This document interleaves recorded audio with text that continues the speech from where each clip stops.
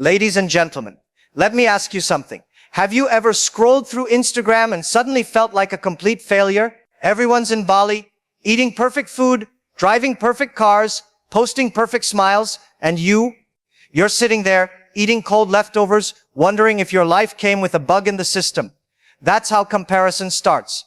Quietly, like a mosquito. Small but annoying enough to steal your peace. You see someone your age making millions, and suddenly you start questioning everything.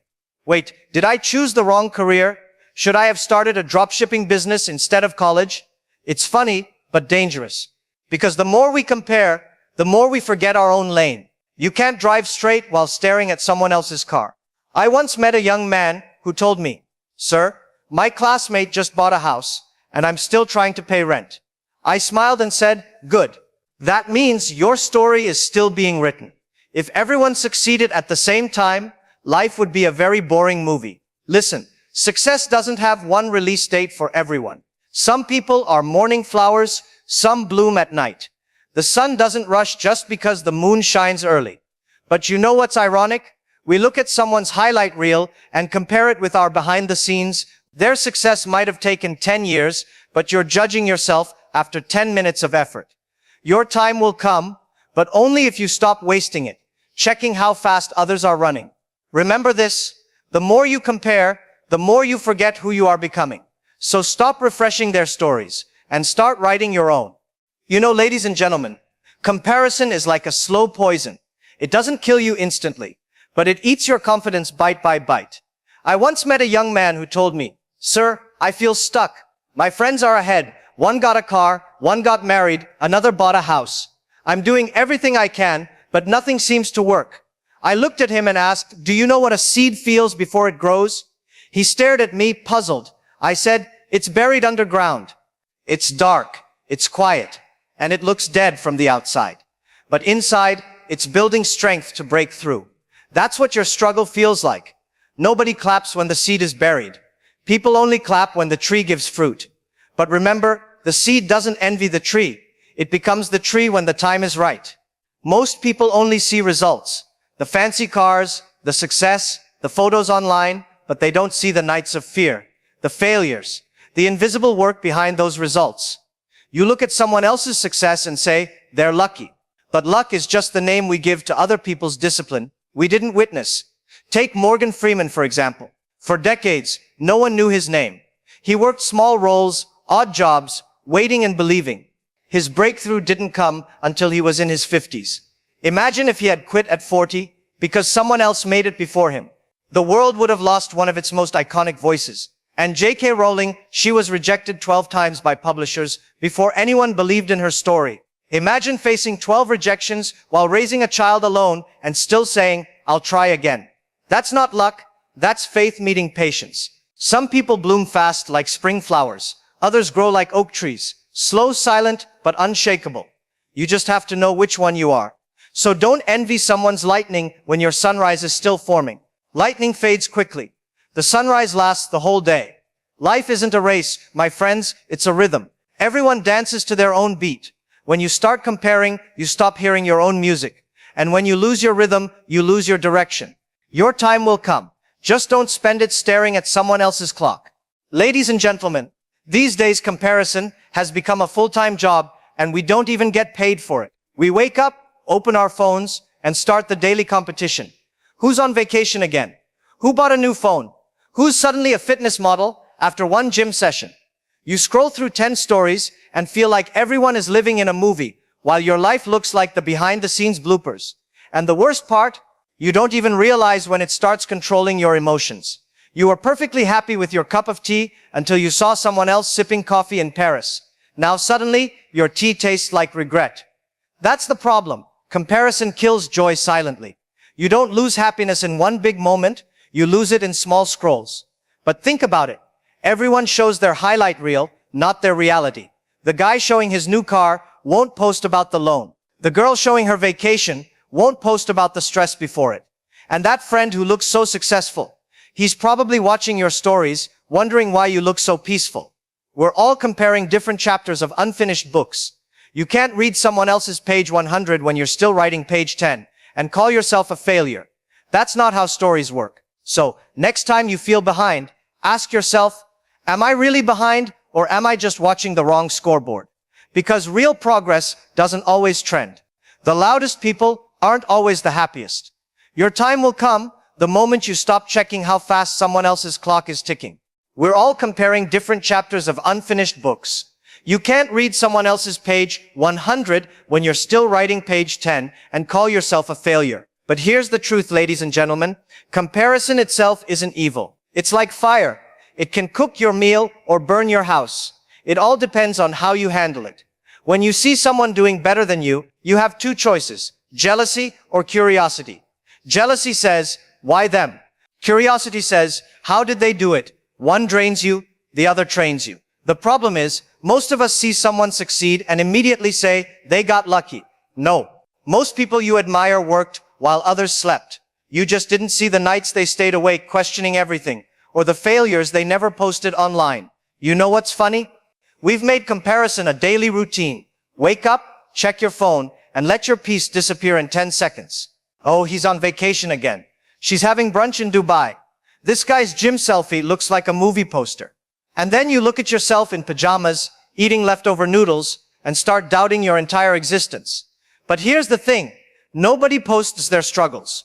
No one uploads a story saying, just cried for 2 hours because life is hard. Everyone's highlight reel makes your normal day look boring. But that's not real life. You're comparing your behind the scenes to someone's edited trailer.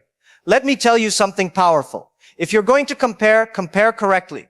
Don't compare the results, compare the effort. Don't compare what they have, compare what they did to get there. A young man once told me, sir, when I see people my age driving luxury cars, I lose motivation. I said, then you're comparing their 10-year journey to your first chapter. That's like walking into a gym, seeing someone with six-pack abs and saying, I'll never look like that. Of course you won't. If you quit after day one. You see, even athletes do this right. They don't stop running when someone overtakes them. They adjust, focus, and push harder. They don't say, he's faster. They say, he's my new target. That's how champions think. So next time you feel that sting of comparison, don't hide from it. Use it as your mirror. Let it show you what's possible. Let it remind you how much more you can do. If someone inspires jealousy in you, it means they're doing something you secretly wish you had the courage to do. And here's the best part, you can. But not by copying them. Because when you copy someone, the best you can become is their shadow. You don't grow by imitation. You grow by transformation. Learn from others, but build your own path. Observe how they walk, but don't forget your own direction.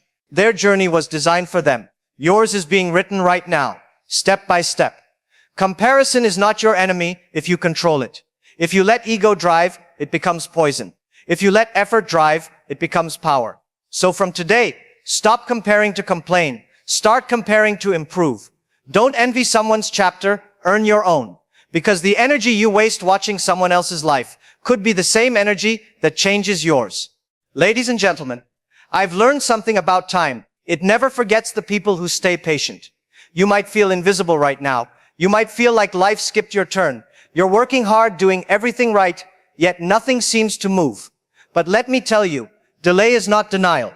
The world doesn't see your silent battles, the nights you stay awake worrying, the mornings you wake up and still keep going. They only see the result, not the resilience. But every second you stay consistent. Every day you refuse to give up. Time is secretly watching you. And when your moment arrives, it doesn't just reward you, it shocks everyone who doubted you. Success doesn't come when you want it. It comes when you're ready for it. And most people give up right before that moment. We live in an instant world. Instant noodles, instant likes, instant fame. But real success is like slow cooking. It takes time, seasoning, and patience. Look at the bamboo tree. You water it for years and nothing happens. People laugh, they say you're wasting your time. But in the 5th year, it shoots up more than 80 feet in just a few weeks. Not because it grew suddenly, but because it was growing underground all along. You might be in your underground phase right now. Unseen, unheard, underestimated. But that's where the roots of greatness form. Some of you are comparing your life to people who just bloomed early. But flowers that bloom too fast fade too soon. And the ones that take time, they bloom with strength. They survive storms. So don't curse your waiting period. It's preparing you. Don't hate the quiet, it's building your character. Don't rush what needs time, because fast success builds ego, but slow success builds depth. Maybe your friends are ahead today. Maybe someone else got the promotion, the house, the applause. That's fine. Let them have their moment. Your moment is coming, and it'll be worth the wait because you'll know you earned it. Every sunrise has its own timing. You can't force the sun to rise faster, but you can make sure you're awake when it does. So keep watering your dream, even when no one claps. Keep showing up, even when no one notices. Because one day, those same people who ignored you will ask how you did it. And you'll smile and say, while you were watching, I was working. Your time will come. Maybe not today, maybe not tomorrow, but it will come. And when it does, the world will finally see what patience looks like in human form. Ladies and gentlemen, life is funny. The moment you stop chasing after everyone else's timing, that's when your timing begins. We spend so much energy looking sideways that we forget how far we've already come forward.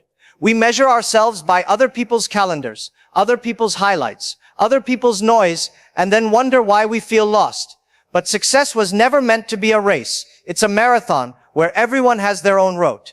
Some start early, some late. Some sprint, some stumble, some take detours. But everyone who keeps moving eventually arrives. So stop worrying about who started before you. You might not be the first to make it, but you can still be the one who lasts. I always say, it doesn't matter if someone reaches success before you. What matters is that when your turn comes, you're ready to stay there. Because quick success may get applause, but steady success earns respect. And if you ever feel like you're falling behind, just remember this. Even your phone needs to recharge. You're not broken, you're recharging for your next level. You might see others posting victories today, and that's okay. Cheer for them, because clapping for someone else's win doesn't reduce your chance of winning. The more you celebrate others, the more confident you become in your own journey. One day, the people who seem ahead of you will look back and realize you didn't compete, you stayed consistent. And consistency always wins in the end. The secret of life isn't about being faster. It's about being faithful. Faithful to your dream, faithful to your effort, faithful to your belief that one day all this waiting will make sense. Because success isn't built on comparison, it's built on conviction. Your conviction that your story still matters, even if it's taking longer than others. And when your time comes, and trust me, it will come.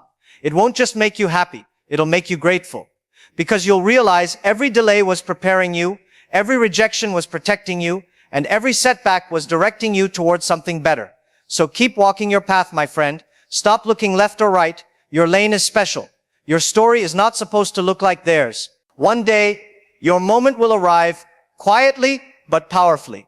And when it does, the same people who once made you doubt yourself will say, I always knew you'd make it. And you'll just smile because deep down, you always knew too. Your time will come. Don't rush it. Don't fear it. Just keep building and let the world catch up. Thank you for listening. And don't forget to like and subscribe, my friends.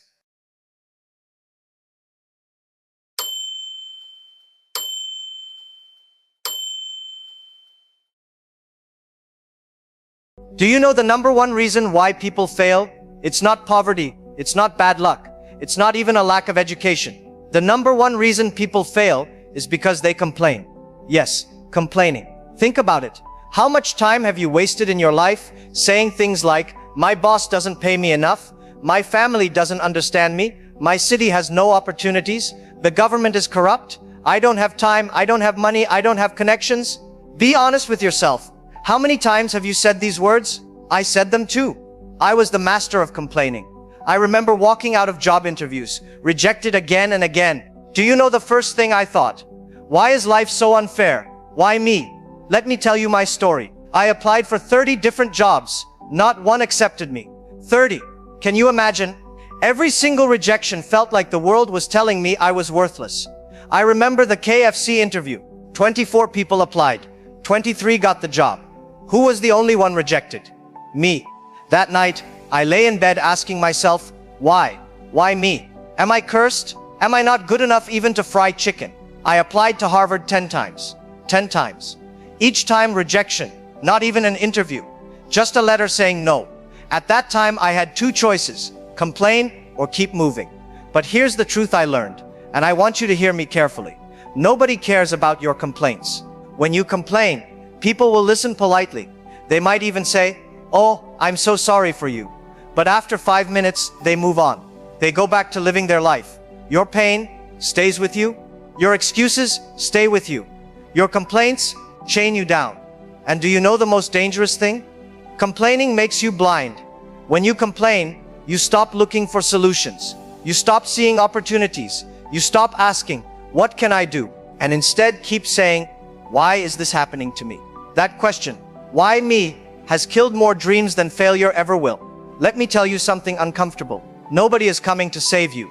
Not your boss, not your parents, not your government, not your friends. The moment you understand this, your life begins to change. I had to learn it the hard way. When I got rejected by every job, every school, every opportunity, I realized complaining won't change anything. I could sit in my room for 10 years and cry, and the world would not care. So I asked myself, if nobody will save me, then who will? And the answer was simple: me.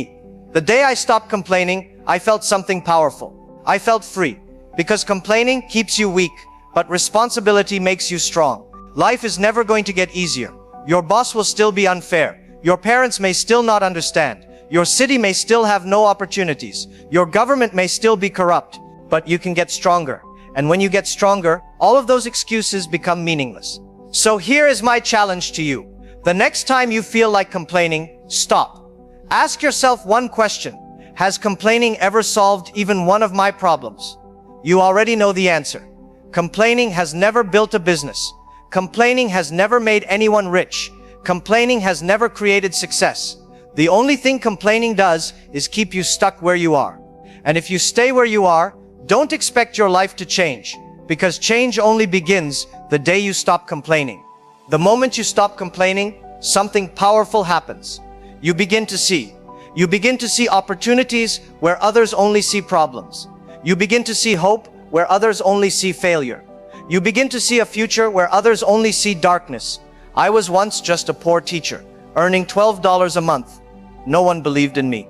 My English was broken. My degree was from an unknown school. In fact, many people laughed at me when I spoke. They said, "This man will never achieve anything." And I'll be honest with you, it hurt. But I asked myself a different question. Instead of saying, "Why me?" I said, "What now?" Most people look at their pain and they complain.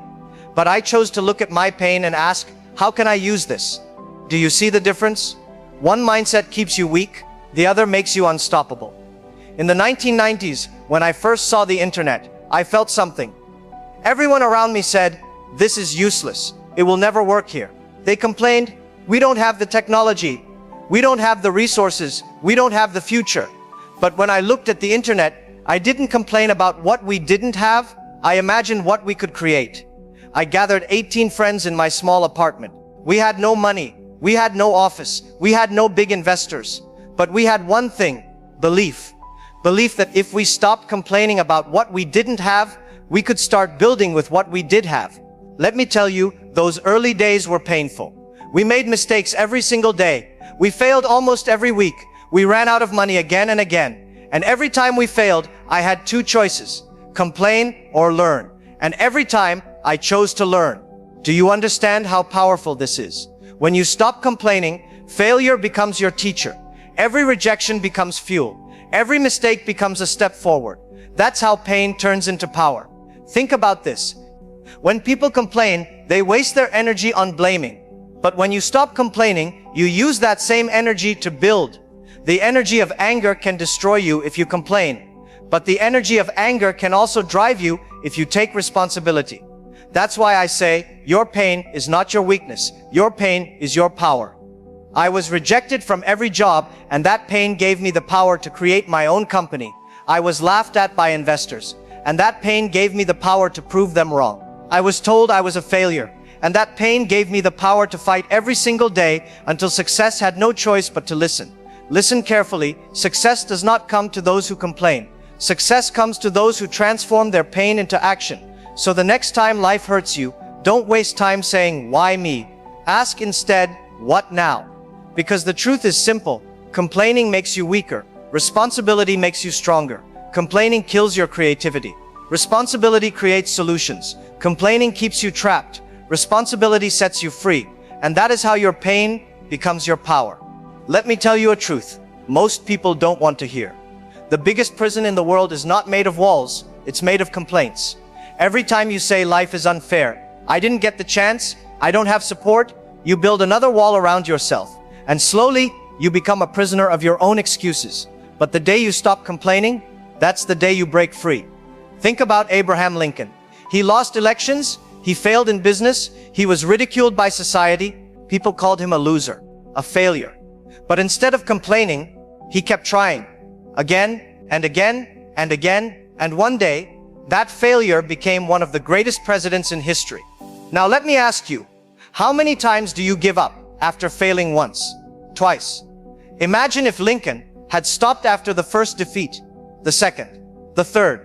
The world would have never known his name. Think about Oprah Winfrey, a child born into poverty, abused, broken. Everyone told her she would never make it. She could have complained, cried, and given up on life, but she didn't. She used her pain as fuel.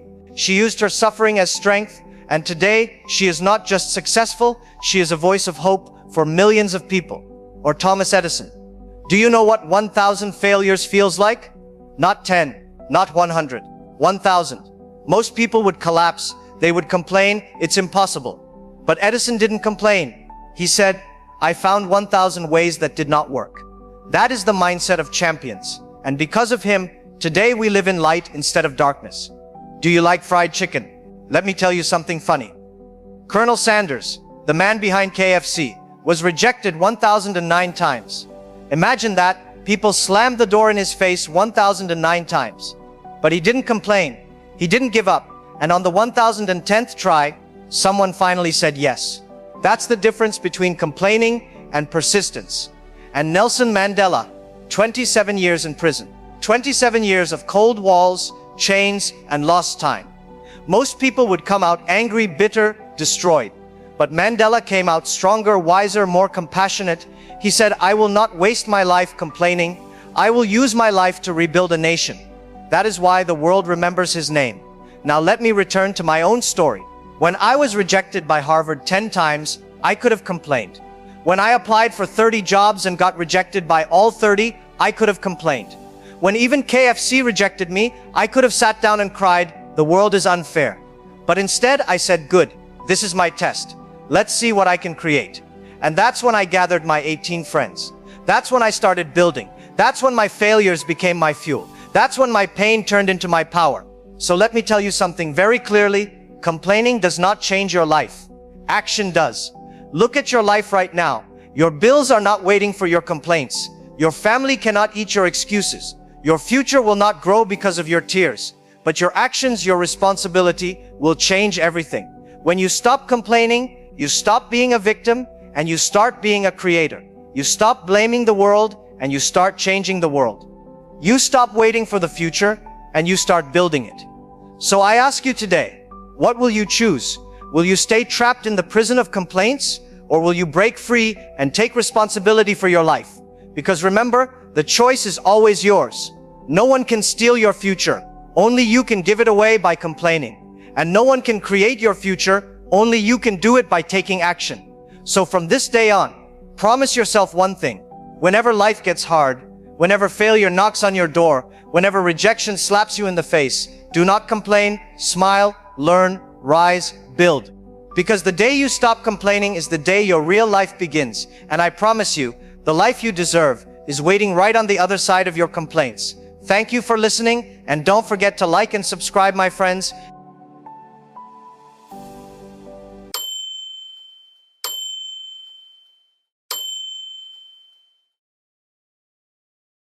Ladies and gentlemen, let me start with a question. Have you ever copied someone in school during an exam? Don't lie. Most of us did. We thought we were smart, right? Looking at our friend's paper, whispering or peeking from the corner of the eye.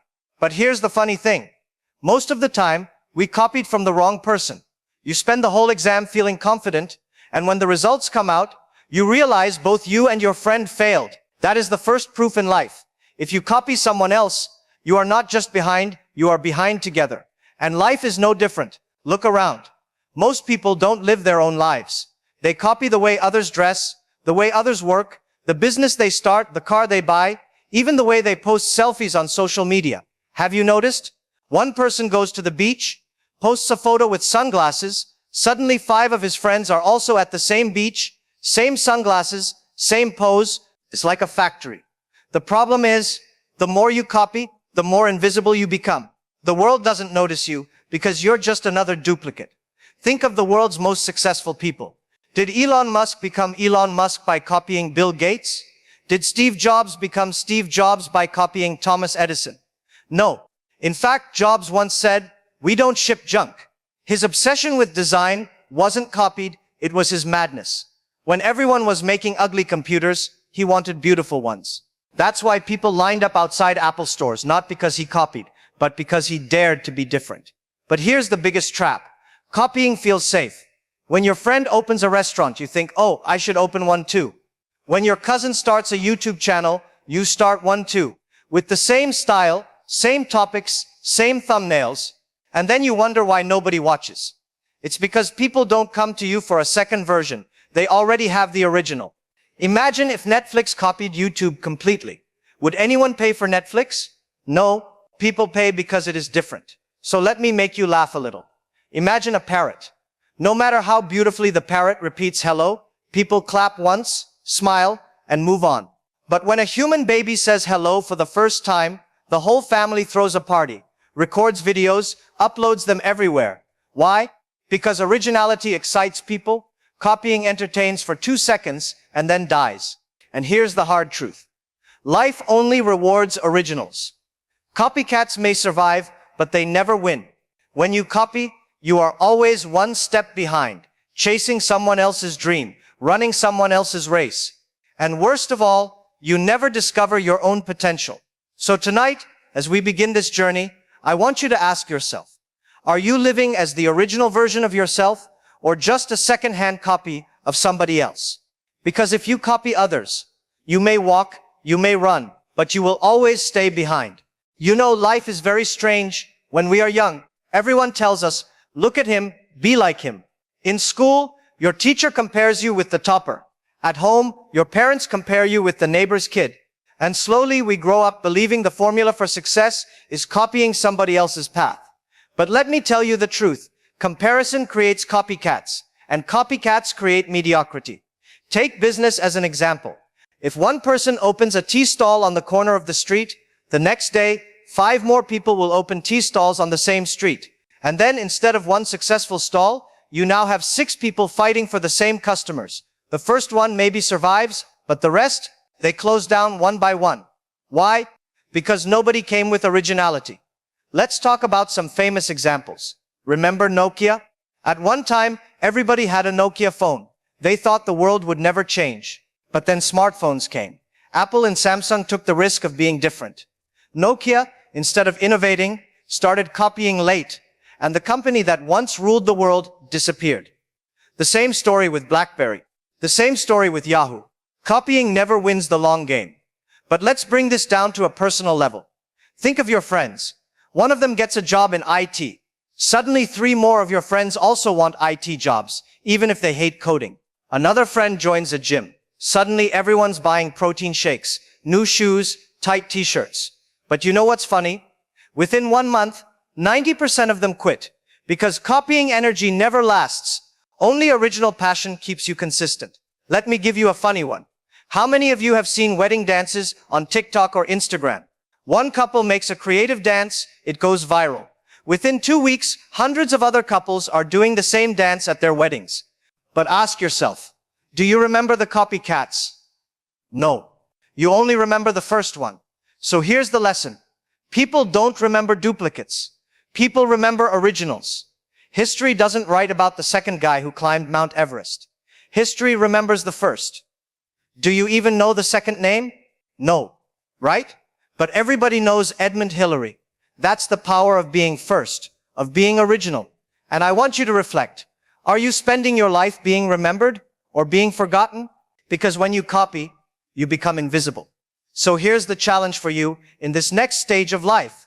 Stop asking, who should I copy? And start asking, what makes me different? Because the day you find that difference, the world will finally start noticing you. Let me tell you something interesting.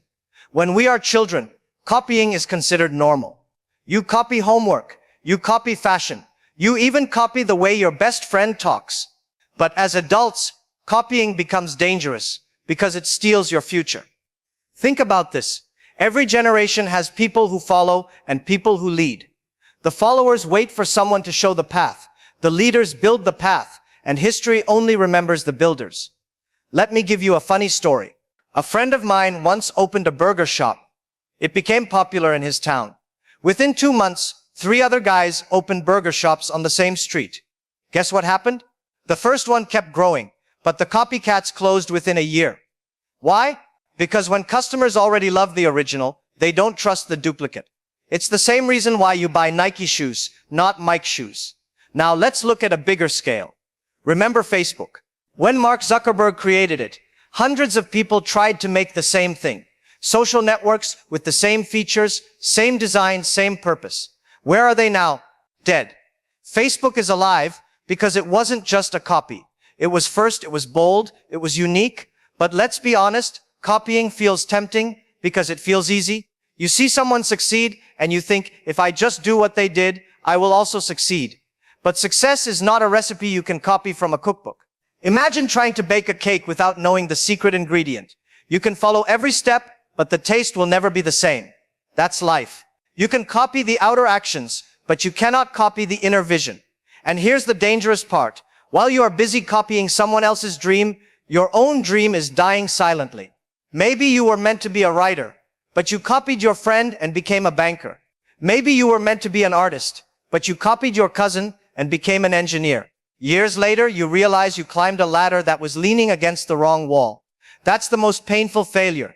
Not failing at your own dream, but never trying it because you copied someone else's.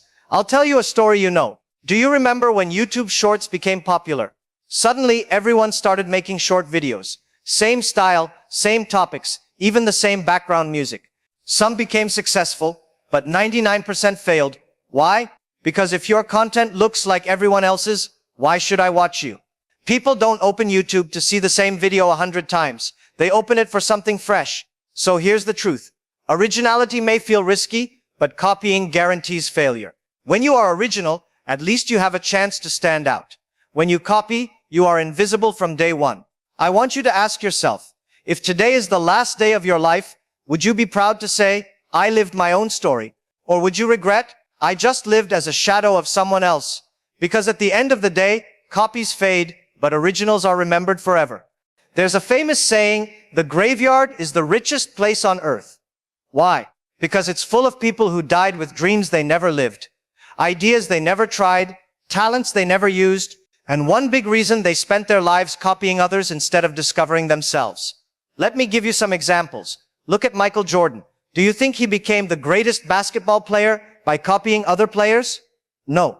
In fact, when he was in high school, his coach cut him from the team. Most people would quit or try to imitate the star players. But Jordan said, I'll create my own style. He didn't copy. He reinvented the game. That's why people don't just call him a player, they call him a legend.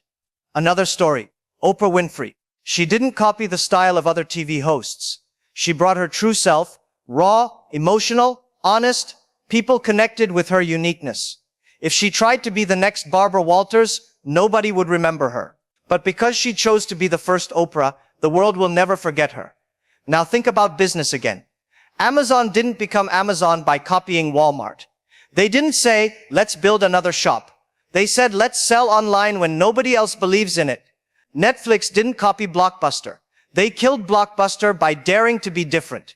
Imagine if Netflix said, we'll just rent DVDs too. They would be gone.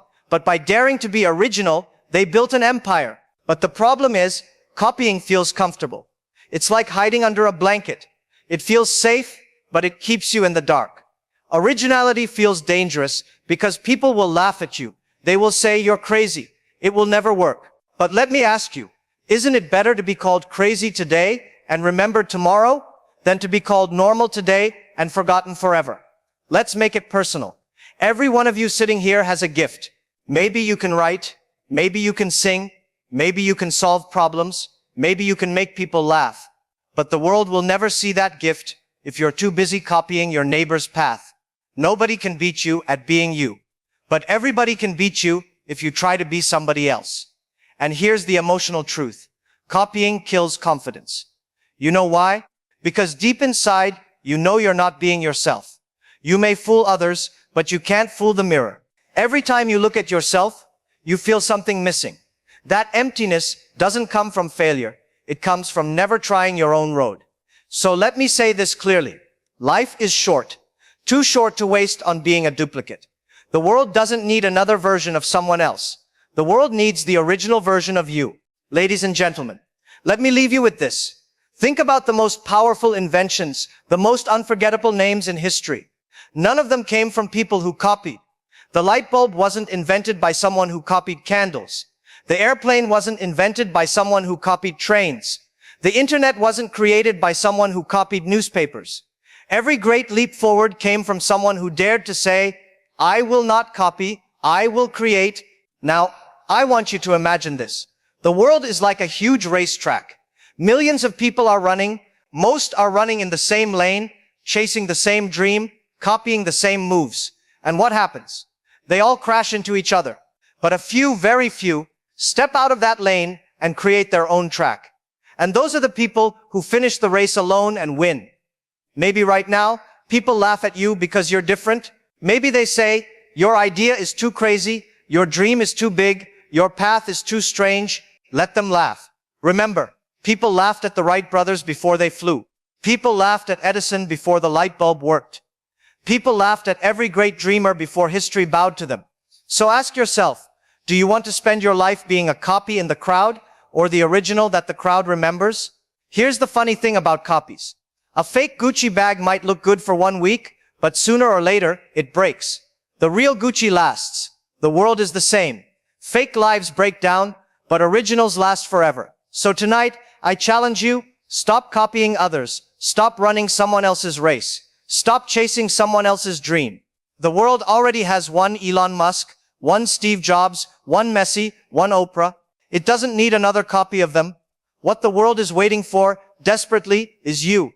And if you dare to be original, if you dare to stop copying and start creating, maybe people won't understand you today. Maybe they won't clap today.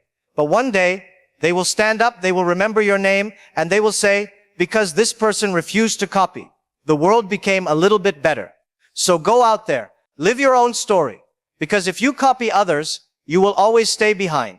But if you are brave enough to be yourself, you will always stay ahead. Thank you for listening, and don't forget to like and subscribe, my friends.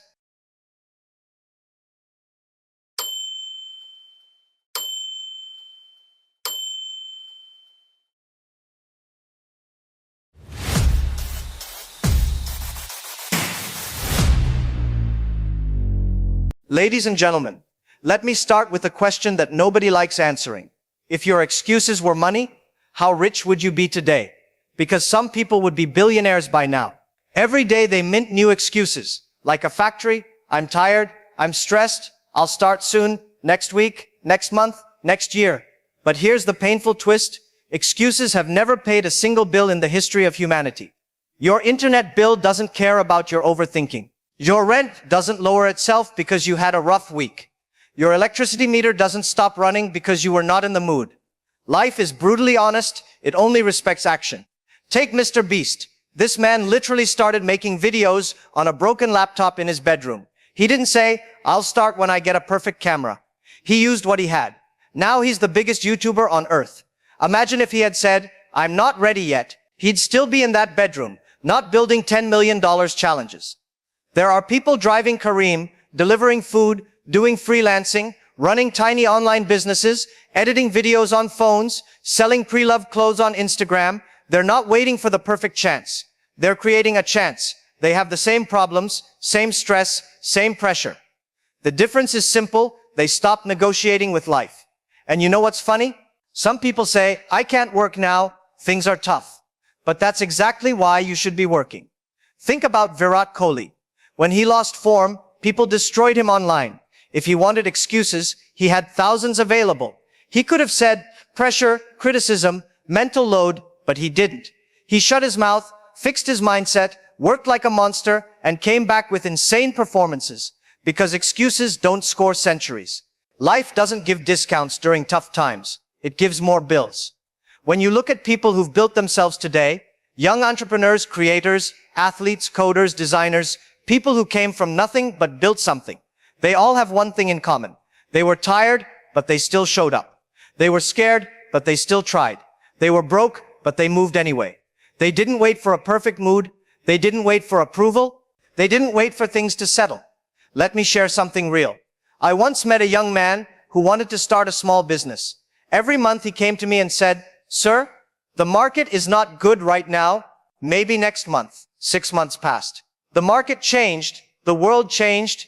But his sentence never changed. He was waiting for a perfect moment, but his bills were not waiting for him. How many of you do this? You set an alarm for 6 a.m. At 6:05 more minutes. 6:05. My back hurts. 6:10. I'll start tomorrow. By 11 a.m., you're watching reels of people waking up at 4 a.m. while you're lying like a burrito wrapped in guilt. Or this one. You delay working on your goals, but you never delay ordering food. Goals? I'll think about it. Pizza? Yes, deliver now. We all do it. We all have these small, funny, stupid excuses. But those small excuses quietly turn into big consequences. And here's the punchline. Your excuses make you feel comfortable for 5 minutes, but your bills make you uncomfortable for the next 5 months. Every delay has a price. Every excuse has a cost. Maybe not today, but life will collect it later. And the painful thing is, life doesn't collect through words. It collects through bills, stress, missed chances, and slow progress. And the thing about excuses is this. They grow with you. The older you get, the smarter your excuses become. When you're young, it's "I'm tired." Later, it becomes "I have responsibilities." Then it becomes "I don't have a choice." But if you look closely, the pattern never changed. Only the wording changed. I once asked someone, "Why don't you learn a new skill?" They said, "I don't have time." But the same person somehow had time to scroll 3 hours every night. Knew every trend, every drama, every celebrity fight. Time isn't the problem. Priority is. Look at Billie Eilish. She recorded her early songs in her bedroom. She didn't say, "I need a huge studio." She used what she had. That one small step changed her entire life. That's how life works. Opportunities don't knock loudly. They whisper. And if you're too busy protecting your excuses, you won't hear anything. I once met a young woman who wanted to be a graphic designer. Every time I asked her, she said, "My laptop is old. I don't have the latest software. I'll start once I upgrade." Meanwhile, I saw another boy using a second-hand phone, editing everything on cheap apps, and he was improving every day. One waited for perfect tools. The other used whatever tools he had. It's not hard to guess who succeeded. You know what else excuses do? They make you overestimate tomorrow. You start believing tomorrow will be magically easier. Tomorrow, you'll be motivated. Tomorrow, you'll be disciplined. Tomorrow, you'll be focused. But tomorrow is not a strategy. Tomorrow is a trap. Life changes only when you stop saying tomorrow and start saying now. Let me give you a simple picture. Imagine 2 people standing in the same place. One takes a small step every day, just one tiny step. The other waits for the perfect day to take the perfect step. Come back after 1 year. The difference is not small anymore. One is far ahead. One is still waiting. And here's the truth. Your bills don't wait for your perfect moment. Your future also won't. You know what's funny? We are all experts at inventing excuses for the smallest things in life. Wake up late. I'll start tomorrow. Skip a workout. I need rest. Ignore studying. I'm too tired. Delay sending an important email. I'll do it after lunch. And somehow, these tiny excuses feel okay, until you realize that all of them are quietly adding up. Every "I'll do it later" is like putting debt on your life's account. You don't see it immediately, but one day it hits you. Missed opportunities, unfinished projects, wasted months. You plan to cook healthy meals, but suddenly "I'm too busy" becomes the reason to order pizza. You wanted to save money, but "I'll start next month" turns into another wasted month of small bills stacking up. You wanted to call an old friend, but they're probably busy, becomes a silent wall between you and meaningful connections. Even at work, it's the same story. We all say, "I'll finish this task later. I'll respond to that email tomorrow. I'll prepare for the meeting when I feel more ready." And guess what? The work doesn't wait, the deadlines don't wait, the promotions don't wait, only the consequences wait silently until they hit hard. And let's be honest, we even make excuses for not improving ourselves. I'll start exercising next week. I'll read more books someday. I'll learn a new skill when I have time. Meanwhile, people like Simone Biles, yes, real people in real life, wake up with challenges they don't want, doubts they don't need, and fears they cannot ignore. And still they show up. They do the work. They move forward even when their body or mind screams, not today. And here's the catch. You don't have to be famous to succeed. All it takes is this simple decision. Stop giving your life tiny excuses that add up to big regrets. Your comfort zone is very clever. It will whisper, it's okay later tomorrow. But later is not coming for your bills, your goals, or your dreams. So here's the question. If today you decide to stop negotiating with excuses, even for 30 minutes, 1 hour, one small task, how different would your tomorrow be? Because every little action you take now builds momentum, and every little excuse you keep adds weight. The choice is simple, and it's always yours. Have you ever noticed how easy it is to get distracted? One notification, one scroll, just 5 minutes, and suddenly your whole plan for the day disappears. We blame tiredness, mood, or stress. But really, the world has trained us to make excuses for every distraction. Think about it. You plan to work on your goal for 1 hour, then Instagram pings. You open it. Next thing you know, 2 hours have gone, and you tell yourself, I'll start after dinner. And dinner comes. And suddenly, it's tomorrow again. Even your friends become unintentional accomplices in excuses. Oh, let's hang out instead of working. Let's just watch one more episode. At the time, it feels harmless, social, fun, but it's quietly stealing your future. And this isn't just small stuff. It happens to the famous too. Look at LeBron James. Everyone thinks his success is natural talent. But off the court, people wanted him to relax, party, take breaks. Excuses were easy. But he didn't let distractions or comfort dictate his life. He put in the work when nobody was watching. That's why he's still dominating. Or someone like Zendaya. She could have said, I'm too young, not ready. The industry is tough. Instead, she showed up consistently, learned every skill she could, and created her own opportunities.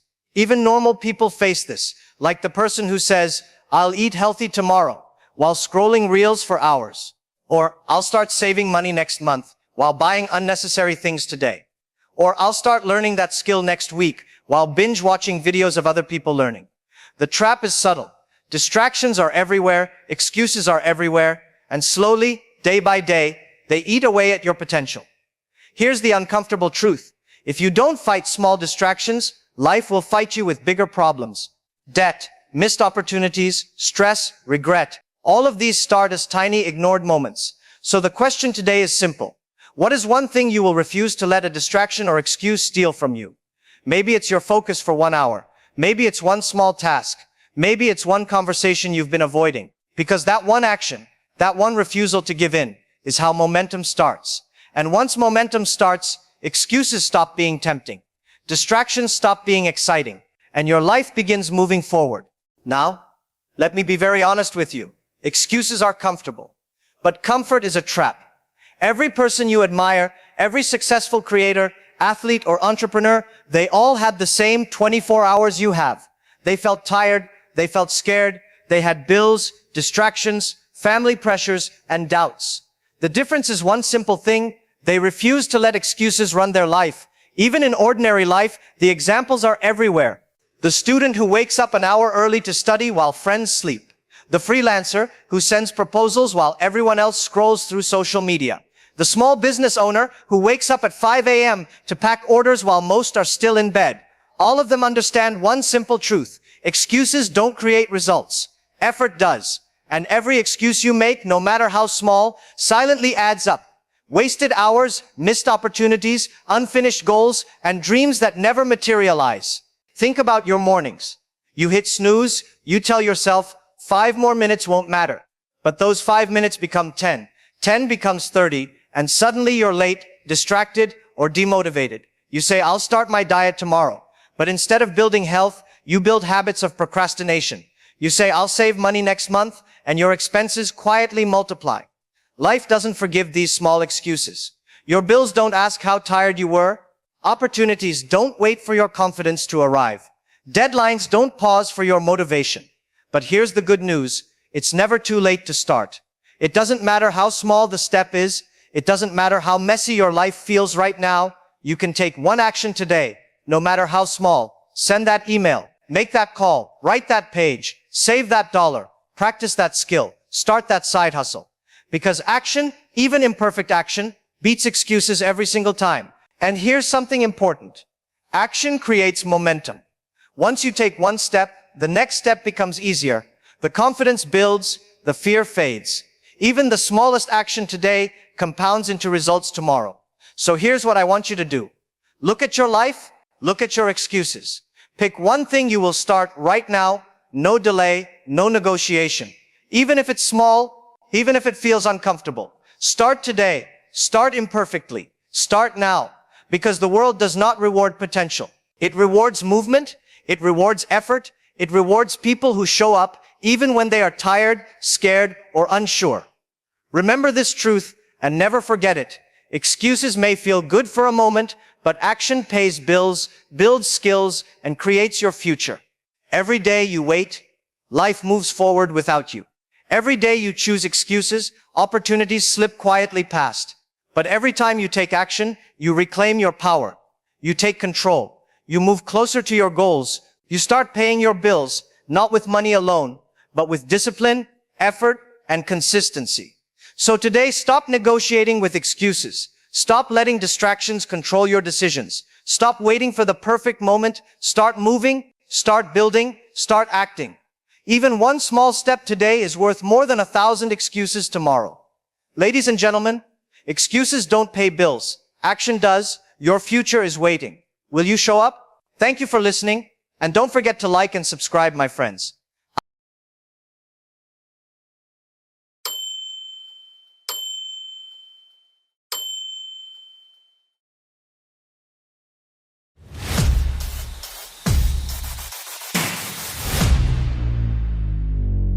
Ladies and gentlemen, I'm going to tell you 5 goals you must have before 2026.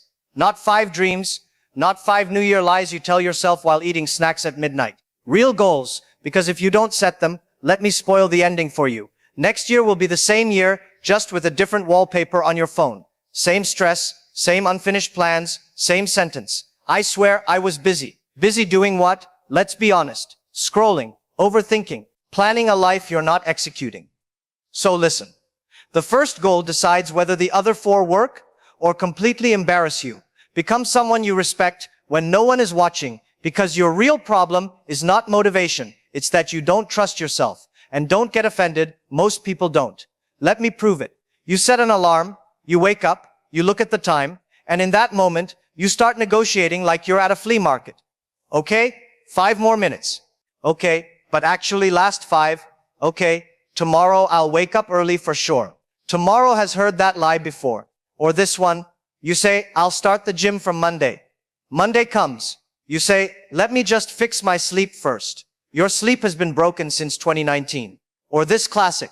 You buy a course, you watch the intro video, you feel productive, you close the tab. Congratulations, you've achieved emotional progress. Nothing changes. And here's the worst part. Nothing bad happens. So your brain learns something dangerous. I can break promises to myself and still survive. That's how self-respect dies. Slowly, quietly, without drama. People think confidence comes from winning. No. Confidence comes from doing what you said you would do, especially when nobody is checking. That's why some people with average talent move forward, and some very smart people stay stuck forever. One group keeps promises, the other keeps excuses. And don't misunderstand. This isn't about being extreme. It's about being reliable. In 2026, don't try to wake up at 5 a.m., meditate for an hour, work out twice a day, and change your whole personality. That's how people quit by February. Instead, do this. Make small promises and keep them like your reputation depends on it. If you say 20 minutes, do 20, even if it's bad. If you say today, don't move it to someday. If you say no, stop negotiating with yourself like you're weak. Because something changes when you start respecting yourself. You stop restarting your life every January. You stop feeling behind all the time. You stop waiting for motivation like it's a miracle. You move, not fast, but forward. This is the first goal you lock in before 2026. Not money, not success, self-respect, because if you can't trust yourself, why should life? All right.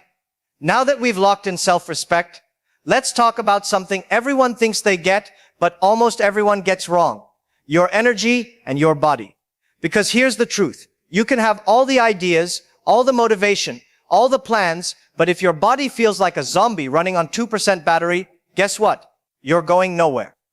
So the second goal you absolutely must lock in before 2026 is simple. Build a body that actually gives you energy, not just a reflection in the mirror. And let's be honest, most people approach this all wrong. You know the type. They sign up for a gym. They go once, then their fitness journey becomes a TikTok slideshow of other people working out. Meanwhile, they eat fries and wonder why nothing is happening. Or the people who do the opposite. 7 a.m. cardio, 100 push-ups, keto, meditation, all on day one. By Wednesday, they're crying into a pizza because this is too hard. Here's what actually matters. Energy is built in tiny, consistent doses. It's about waking up and moving. Even 10 minutes counts. It's about eating food that doesn't immediately make you regret your life. It's about sleep that doesn't leave you looking like you fought a raccoon overnight. And yes, I know, life is busy. Work is chaotic. Friends text memes at 2 a.m. and your brain says reply or die. But let me tell you something painfully relatable. You are not too busy. You are just choosing convenience over energy. And convenience is sneaky. It feels fine today, but by December, you can barely drag yourself out of bed without threatening to quit life. The people who get this right, they don't think, I want abs or I want a six-pack. They think, how do I have energy to survive my own life? You want energy for work, energy for your friends, energy to play video games without falling asleep mid-cutscene. Yes, that counts. It's funny how something so simple is ignored. You brush your teeth every day, you shower every day, you eat something every day, but your body, the machine that carries your life, gets treated like a rental car you don't like. So goal 2 is clear. Treat your body like the vehicle it is for your life, not just decoration for Instagram or TikTok. Move a little every day, eat something that fuels you, sleep enough that you don't resemble a haunted house exhibit. And yes, sometimes that means saying no to things you love for the sake of energy. Because energy is freedom. Without it, your creativity, focus, and self-respect are powerless. You can plan all you want, but if your body is dragging, nothing sticks. In 2026, don't chase abs, chase energy. Chase the feeling of actually being alive. Chase the version of you who doesn't yawn at every opportunity. Small, consistent steps. That's it. No magic, no hype, no TikTok guru tricks. Build a body that works for your life, not a mirror. Do that, and everything else suddenly feels easier. All right, now that we've locked in self-respect and energy, let's talk about the third goal, career and income.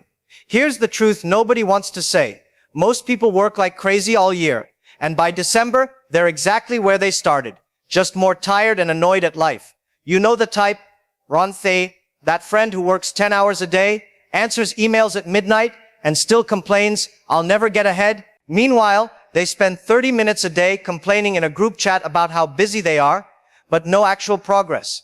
The cousin who has 5 side hustles going spends 90% of their time planning, watching YouTube tutorials, and never actually earns anything. They post about grind life but can't even cash out $50. The neighbor who survives on instant noodles and coffee thinks they're hustling, but by Wednesday they're yawning through meetings and spilling coffee on themselves. Maybe even you. You start a new income plan on Monday, spend 2 days organizing your workspace, color-coding spreadsheets, then forget it existed by Wednesday. Sound familiar? That's the trap. Most people confuse busyness with progress. Grinding non-stop is like running on a hamster wheel. You move a lot, but you're still in the same cage. The real goal, income that works for you, not the other way around. It doesn't have to be massive or complicated. It could be a small side hustle that actually pays instead of just scrolling tutorials all day. Learning one skill that earns better results with less effort. Saying no to a project that costs 3 hours of your life for $50, because that's not grinding. That's being a free labor monkey. Here's the funny thing. People obsess over massive, complicated plans, 10-step systems, fancy apps, secret hacks, while someone else quietly takes one smart action consistently, and by December, their life looks completely different. And the relatable truth? Most people know someone like this. The friend who started freelancing for 2 hours a day and now pays for their Netflix, food, and even a little extra fun. Everyone else is complaining about being broke. The colleague who stopped attending every pointless meeting and instead focused on one high-value project, suddenly saving time and money. Your roommate who spends $50 on coffee every week but refuses to invest in a side hustle. They're broke, tired, and bitter about money, but have the same expensive caffeine habit. It's not about quitting your job. It's about thinking smarter, making your income free your time, not steal it. So in 2026, stop chasing overtime. Stop chasing titles. Stop confusing busyness with growth. Chase income that actually empowers you, gives you options, and lets you live life on your terms. Because the moment your time and money line up, everything else, fun, energy, relationships, suddenly works. Goal 3. Build income that doesn't own you, but empowers you. Alright, now that we've got self-respect, energy, and income sorted, it's time to talk about something most people totally underestimate: your relationships and social life. Here's the hard truth. You can have a perfect body, money coming in, and a strict self-respect routine, but if your friendships, family, or social life are a mess, life will still feel lonely, exhausting, and weirdly unsatisfying. So the fourth goal you must lock in before 2026 is simple. Invest in people who actually make your life better, and stop wasting time on energy vampires. Let me give you some real-life examples you probably know. That friend who always texts you, "Hey, we should hang out," but when you call them to actually do something, they ghost. Meanwhile, they're posting stories of other friends doing stuff without you. You know exactly who I'm talking about. The coworker who only talks to you when they need help, but disappears when you need advice or a favor. They're friends only for free labor. Or the cousin who drags you to a family dinner, complains the entire time, but expects you to smile and nod. You leave drained and promise yourself you'll never go again, but somehow you do. Sound familiar? Most people treat relationships like social media. Collect numbers, post for validation, but skip the actual work. And that's exactly why your social life can feel empty, even if your calendar is full. Here's what actually works. Prioritize quality over quantity. One good friend who actually has your back is worth 10 fake ones who just steal your energy. Be intentional with time.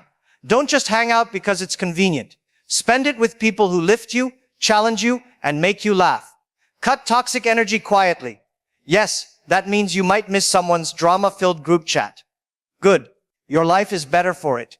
And here's the funny part. People act like relationships are automatic. They're not. They need attention, effort, and boundaries. Let me prove it with some relatable examples. Lonely roommate who only calls when they need money, but never texts to say hi. Classic. Your friend who always cancels plans, but expects you to drop everything when they finally show up. Relatable. Maybe even you, texting, "Hey, we should catch up," but never following through because life feels busy. Yep, guilty. In 2026, stop letting your social life drain you. Stop showing up for people who don't show up for you. Instead, nurture the friendships that make your life better. The ones that make you laugh, think, and feel supported. Because at the end of the day, your relationships define your happiness more than money, abs, or hustle ever will. Goal 4. Invest in people who actually make your life better and cut the energy vampires. Alright, now that you've got self-respect, energy, income, and relationships in check, it's time for the 5th goal. Fun and hobbies. Here's the truth most people refuse to admit. Fun is not a reward. It's not something you earn after being responsible all year. It's not a treat for surviving life. It's fuel. And if you ignore it, life becomes nothing but work, chores, sleep, and scrolling, rinse and repeat. By December, you look around and ask, wait, what did I actually do this year? Let me hit you with some real-life examples you probably know. Your friend who swears they're going to start learning guitar or painting, but ends up watching TikTok clips of other people doing it while eating chips. They call it research. That cousin who has a dusty camera or a sketchbook collecting cobwebs because I'm too busy adulting. Meanwhile, they scroll Instagram, look at other people's creations, and feel bad. Maybe even you bought a fancy skateboard, PS5, or that expensive cooking set, opened once, then ignored it, while you binge streams and convince yourself, I'll start tomorrow. Sound familiar? Most people forget that hobbies and play are not optional extras. They are what keep your brain sane, your mood balanced, and your creativity alive. Without them, all the other goals, energy, relationships, even income, feel like chores. Here's the kicker. Fun is strategic. It's not lazy. It's not indulgent. It's literally what keeps you alive inside your own life. Schedule it. Don't wait for free time. Free time is a myth invented by people who already have hobbies. Pick one hobby that excites you and stick with it, even if you're terrible at it. Failure is part of the fun. It's where the laughs happen. Mix solo and social fun. Sometimes you need quiet time to recharge. Other times, go out and make memories. Both matter, and let's be brutally honest, most fun people claim they have is mindless scrolling or doom scrolling. That's not play. That's a timeout while your brain slowly cries inside. True hobbies push you, teach you, or make you laugh, and all three are critical if you want life to feel full. Here's a funny reality check. That friend who says they love gaming, but only ever spectate Twitch streams instead of playing. The coworker who collects hobbies but never sticks with any. They buy expensive equipment, try one lesson, and quit. Then brag about how much they love it. Your neighbor who signs up for a dance class but never goes because traffic is hard. Meanwhile, they watch dance videos on YouTube and think that counts. If you want 2026 to actually feel like a life, not a long to-do list, you have to play. Laugh, create, experiment, fail, and repeat. Hobbies recharge your brain, fuel your energy, and make everything else work. Relationships, self-respect easier. So here's the simple rule, never forget to have fun. Treat your hobbies like appointments with yourself, protect them, prioritize them, make time for them. Because fun is not a luxury, it's part of surviving and thriving in your own life. Goal 5. Never forget to play. Hobbies are the fuel that makes life livable, enjoyable, and worth remembering. Thank you for listening, and don't forget to like and subscribe, my friends.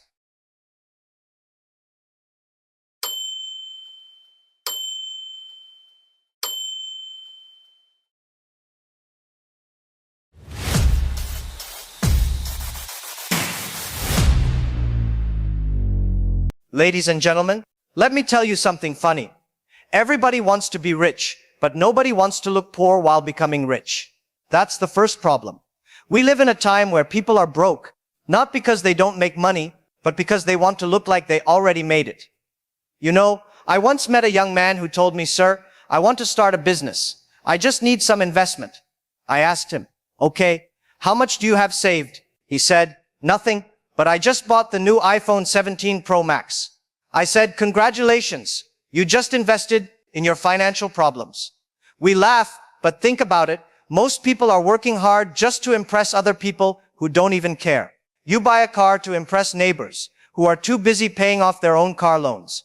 You go to fancy cafes and post pictures of lattes that cost your lunch budget for the week. Then you say life is so expensive. No, my friend, your choices are expensive. Let's talk about the first habit that keeps people financially stuck. Habit 1. Spending to impress instead of progressing. It's the show-off syndrome. You've seen it. The moment someone gets their first salary, they post, "Finally independent." Next day, they're independent from their salary too. Why? Because instead of investing in learning, they invest in lifestyle. You get your paycheck, and before you even smell it, it's gone. New shoes, new watch, maybe even a new entrepreneur suit for Instagram. Look at most successful people. They didn't start by showing off success. They started by building it quietly. Mark Zuckerberg wore the same gray t-shirt for years, not because he didn't have money, but because he didn't have time to think about clothes. He was thinking about ideas. Meanwhile, many people spend hours choosing outfits for pictures that get likes but no income.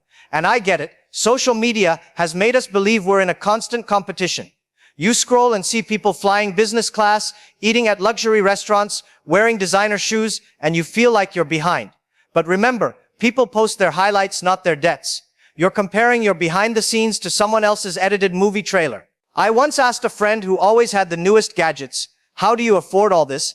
He said, "Easy. I just pay in installments." I said, "Installments? That's not affordability. That's a countdown to stress." You know what's funny? Some people buy a $2,000 phone, but still panic when a $20 app asks for a subscription. Because deep down, They don't buy things for usefulness, they buy them for status. They'll say, I can't afford to invest in a course.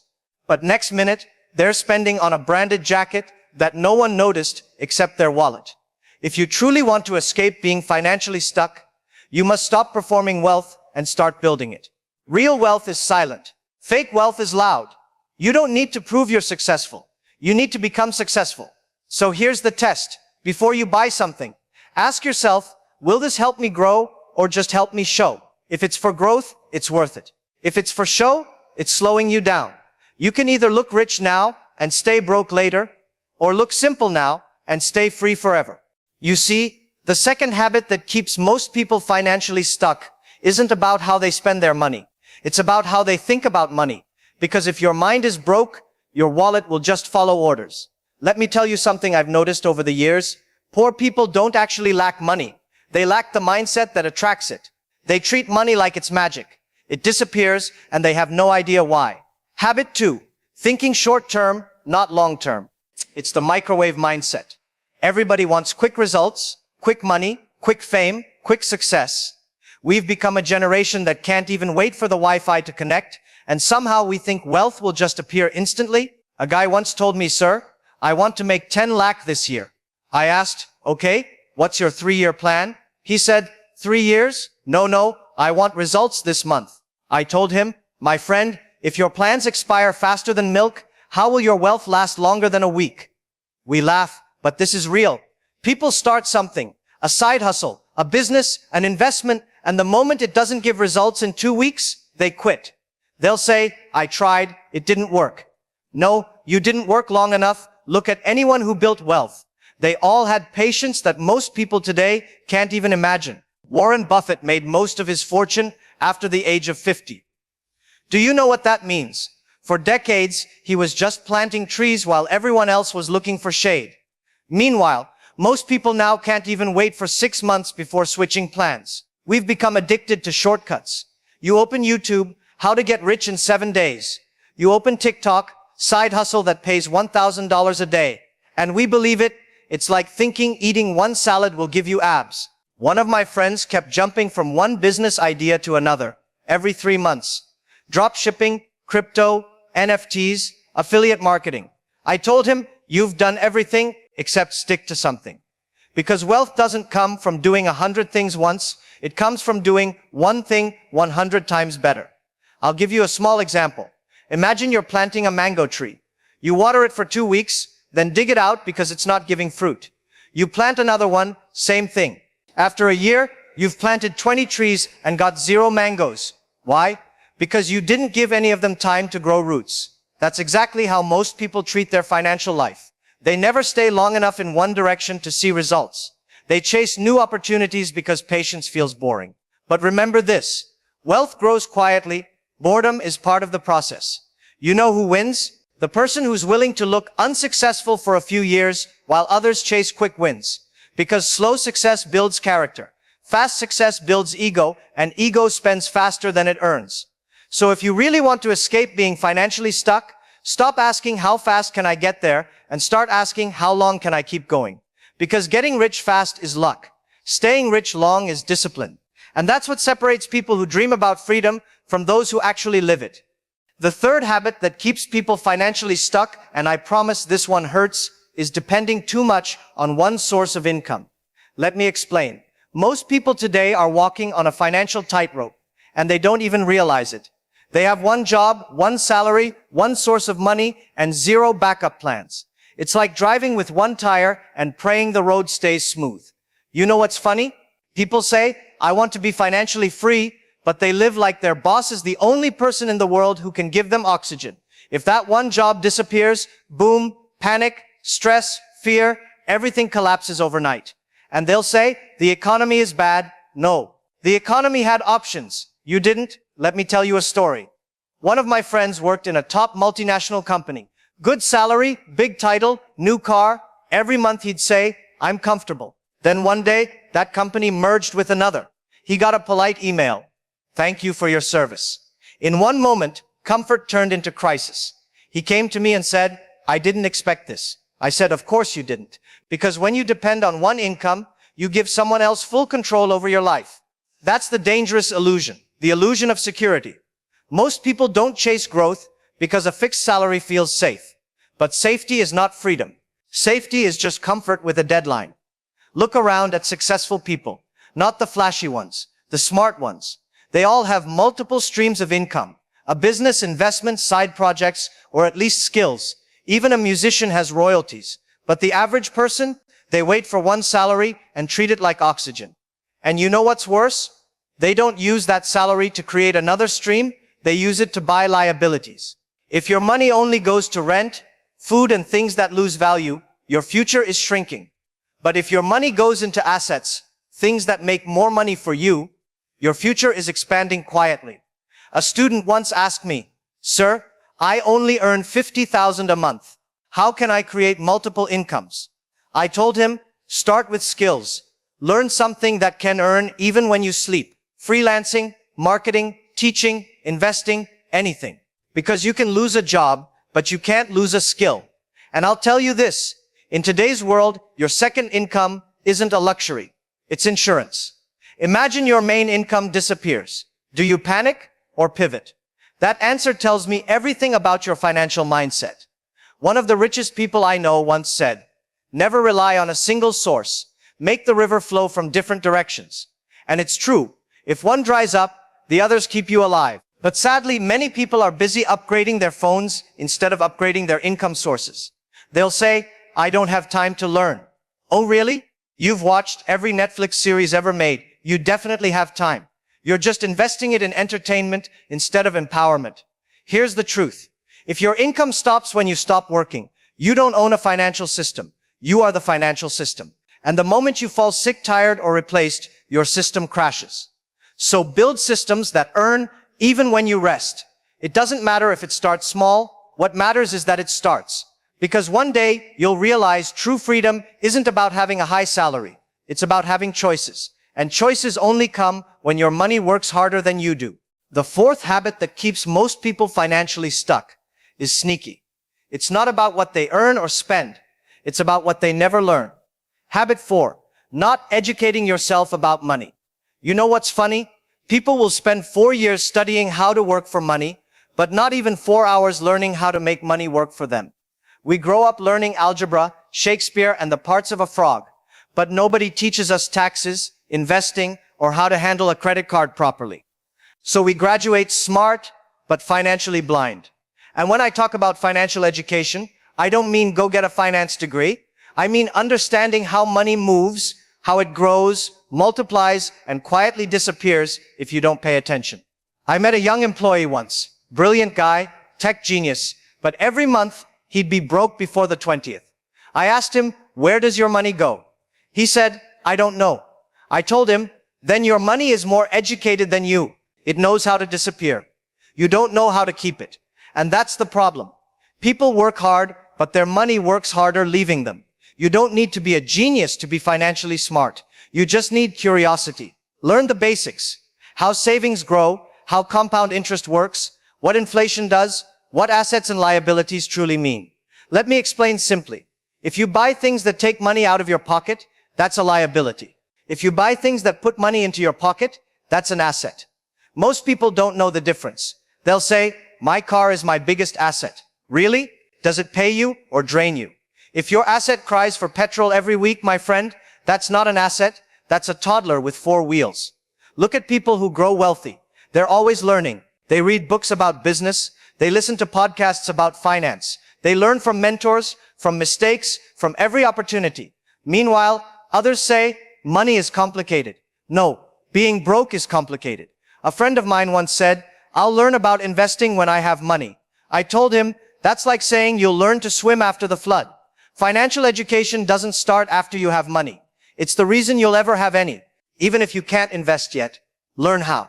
Even if you don't have a business yet, learn how it works. Even if you think finance is boring, remember debt is worse. You know what's even funnier? People will watch 3 hours of Netflix without blinking, but the moment you show them a 10-minute video about investing, they say, "Bro, I can't focus." Really? You can focus on fake drama, but not your real future? That's why money doesn't stay where it's not respected. And you respect money by understanding it. The world is changing fast. New opportunities appear every month. AI, startups, digital businesses, content creation, investments. But you can only benefit from what you understand. If you don't educate yourself, you'll keep watching others grow while you complain about luck. So here's the truth. If you don't learn about money, money will keep teaching you lessons you don't want to learn. And those lessons come as late fees, loans, and sleepless nights. Start learning now, not to get rich overnight, but to stop being scared of tomorrow. Because once you understand how money works, you'll never fear running out of it again. The fifth and final habit that keeps people financially stuck is the most dangerous one. Because it doesn't come from the wallet, it comes from the heart. Habit 5, being scared to take risks.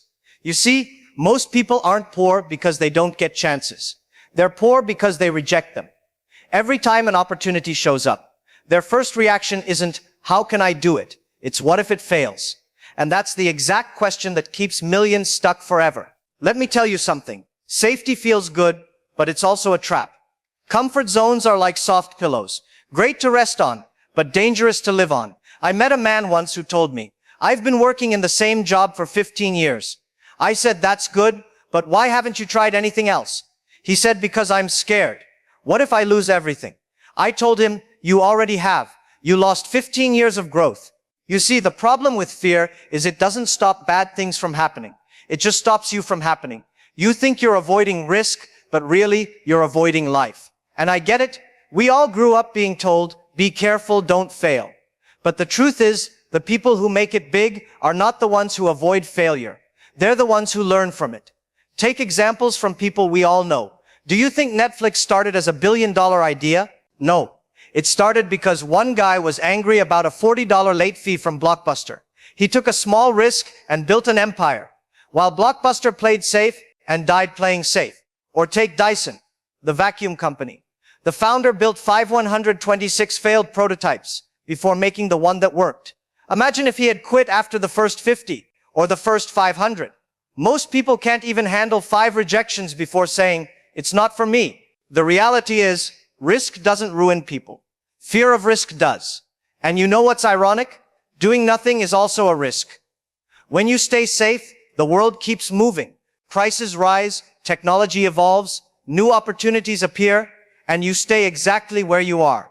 That's the slowest way to go broke. I once asked a group of young people, why don't you start something of your own? They said, what if it doesn't work? I said, what if it does? What if that's the one decision that changes your entire life? You can't win a race you never start. And here's a secret. Every successful person you admire was once scared too. The difference is, they didn't let fear make the decision. They said, okay, I'm scared, but I'll move anyway. Because courage isn't the absence of fear. It's doing it while you're afraid. So stop waiting for the right time. There is no right time. The right time was yesterday. The second best time is now. And please remember this. The world doesn't reward ideas. It rewards execution. Your dreams don't pay bills. Your actions do. If you fail, you'll learn. If you win, you'll grow. Either way, you move forward. But if you do nothing, you'll just keep scrolling through other people's success stories, wondering when your turn will come. So take the risk. Start small, but start. Buy a book. Start a side hustle. Invest a little. Try something new. Even if it doesn't work, you'll walk away wiser. Because being broke is temporary, but being scared forever, that's permanent. And I'll tell you something beautiful to close. Wealth doesn't start with money. It starts with courage, discipline, and a little bit of madness to believe. I can change my story. You don't need to be born rich. You just need to stop doing the things that keep you pretending to be rich. So stop trying to look successful. Start doing what actually makes you successful. And one day, not far from now, people will say, you're lucky. And you'll smile knowing it wasn't luck. It was courage, patience, and the decision to stop being financially stuck. Thank you for listening, and don't forget to like and subscribe, my friends.